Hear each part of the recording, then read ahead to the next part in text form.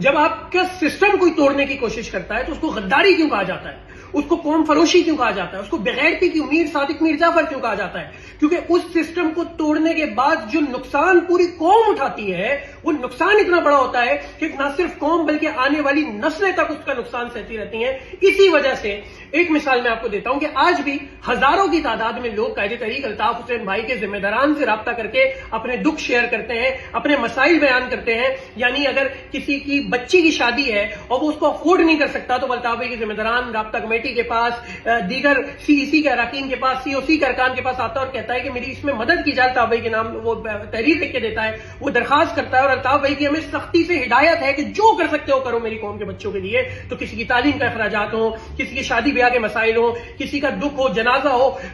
کچھ بھی مسئلہ ہو، الطاف بھائی کے ذمہ داران۔ لیکن جب یہ ہم کر رہے ہوتے ہیں تو ہمارے پاس کوئی کروڑوں کی تعداد میں پیسہ تھوڑی جیبوں میں بھرا ہوا ہے۔ سب نوکری کرتے ہیں، ساتھی آپس میں ایک دوسرے کے ساتھ کلیکشن کرتے ہیں، ہم دردوں سے کوشش کرتے ہیں کہ تھوڑی سی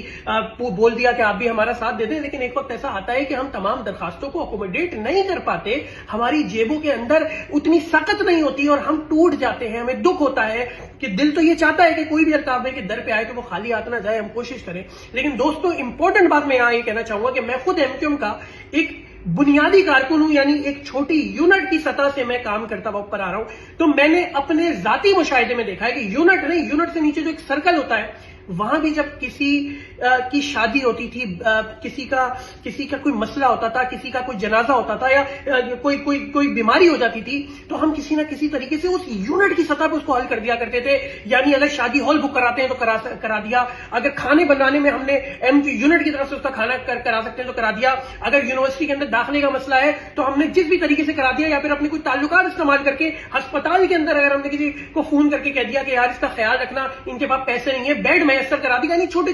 یونٹ کی سطح پہ، یعنی ایک چھوٹے علاقے کی سطح پہ روزانہ کی بنیاد پہ مسائل حل ہوتے تھے۔ یعنی 90 کی اگر بات کر لوں تو 90 پہ آپ جائیں تو ہزاروں کی تعداد میں لوگوں کی قطاریں ہوتی تھی جو اپنے مسائل لے کے 90 آتے تھے۔ یعنی ایم کیو ایم کے بننے سے لے کر اگر آج تک میں کل تعداد بولوں تو 10 کروڑ سے زیادہ لوگوں کے مسائل حل ہوئے ہوں گے، کم سے کم میں بول رہا ہوں۔ لیکن آج جب لوگ ہم سے آج بھی امید سے رابطہ کرتے ہیں اور ہم اس کو پورا نہیں اکوموڈیٹ نہیں کر پاتے، ایک چھوٹے سے چنک کو بھی، ظاہر سی بات ہے مالی مشکلات کا سنگین سامنا ہے،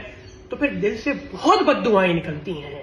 دل سے بہت نفرت نکلتی ہے۔ ان قوم فروش غداروں، کمالو،